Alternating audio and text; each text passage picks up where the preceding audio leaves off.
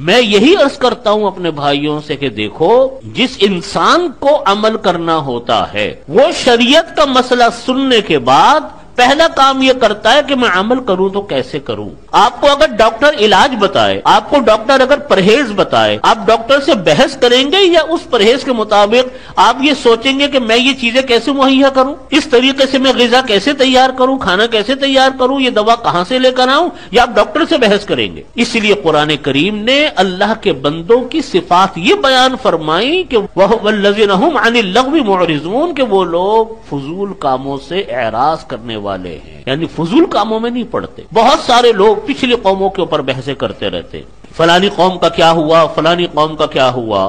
قرآن پاک نے اسی کو فرمایا کہ تِلْكَ أُمَّةٌ قَدْ خَلَتْ لَهَا مَا كَسَبَتْ وَلَكُمْ مَا كَسَبْتُمْ وَلَا تُسْأَلُونَ عَمَّا كَانُوا يَعْمَلُونَ، کہ وہ قومیں گزر چکی، ان نے جو اعمال کی انہی کے لیے ہیں، تم نے جو عمل کیا تمہارے لیے ہے، تم سے ان کے اعمال کے بارے میں سوال نہیں ہونا، آپ سے اپنے اعمال کے بارے میں سوال ہوگا۔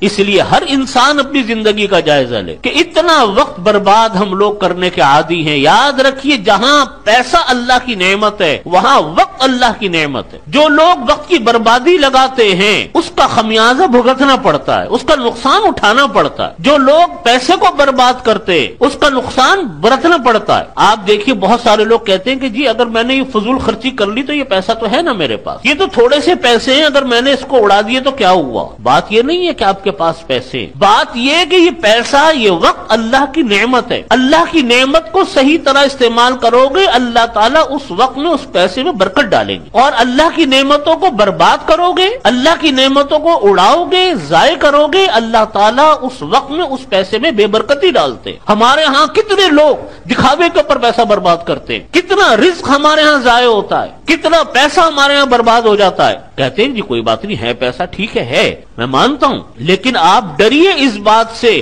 کہ اس ناجائز اور غلط طریقے سے وقت کے استعمال اور ناجائز اور غلط طریقے سے پیسے کے استعمال پر اللہ تعالیٰ کی طرف سے جو بے برکتی آتی ہے وہ بے برکتی بڑی خطرناک ہے۔ اس لیے اللہ کی نعمتوں کو ضائع مت کریں، اپنے وقت کو کام میں لگائیں، ایک ایک لمحہ کام میں لگائیں۔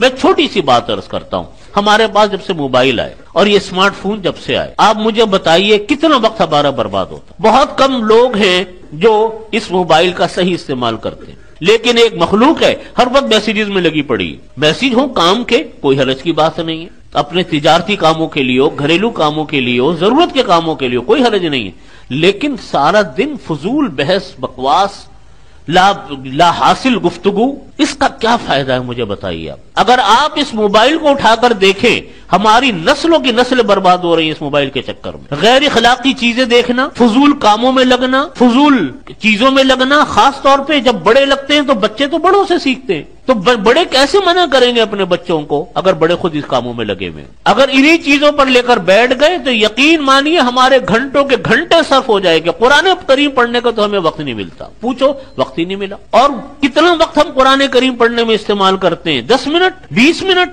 اس سے زیادہ تو نہیں۔ اور موبائلوں کے اوپر میسج ادھر سے ادھر بھیجنے کے اوپر گھنٹوں نکل جائیں گے، اور کہیں گے تو کہے تو وقت نہیں ہے۔ جس چیز کی انسان کے دل میں اہمیت ہوتی ہے اس کے لیے انسان وقت خود ہی نکالتا ہے اور نکلتا ہے، جس چیز کی اہمیت نہیں ہے اس کے لیے وقت نہیں نکلتا۔ آج ہماری نسلیں برباد ہو رہی ہیں، ہمارے بچے گھروں کے برباد ہو گئے ہیں، تعلیمیں ان کی ختم ہو رہی ہیں، کھیلوں پہ لگے ہوئے ہیں۔ کون کون سے بچوں کے گیم ہیں جنہوں نے بچوں کے ذہنوں کو ایسا کر دیا کہ ان کا ذہن ہر وقت اسی چیز میں لگا ہوا ہے۔ یہی حال آج بڑوں کا ہو رہا ہے۔ ہر چیز کے اپنے مقاصد ہوتے ہیں، ہر چیز کے اپنے تقاضے ہوتے ہیں، اس کے خیالات انسان کے دماغ کے اوپر گھنٹوں رہتے ہیں، جو چیز انسان دیکھتا، پڑھتا اور سنتا ہے۔ تو یہ آج ہمارے ہاں موبائل کا مسئلہ اتنا پیچیدہ ہے کہ ہم اس کو چھوڑ بھی نہیں سکتے، کیونکہ اب زندگی کا ایک حصہ بن گیا۔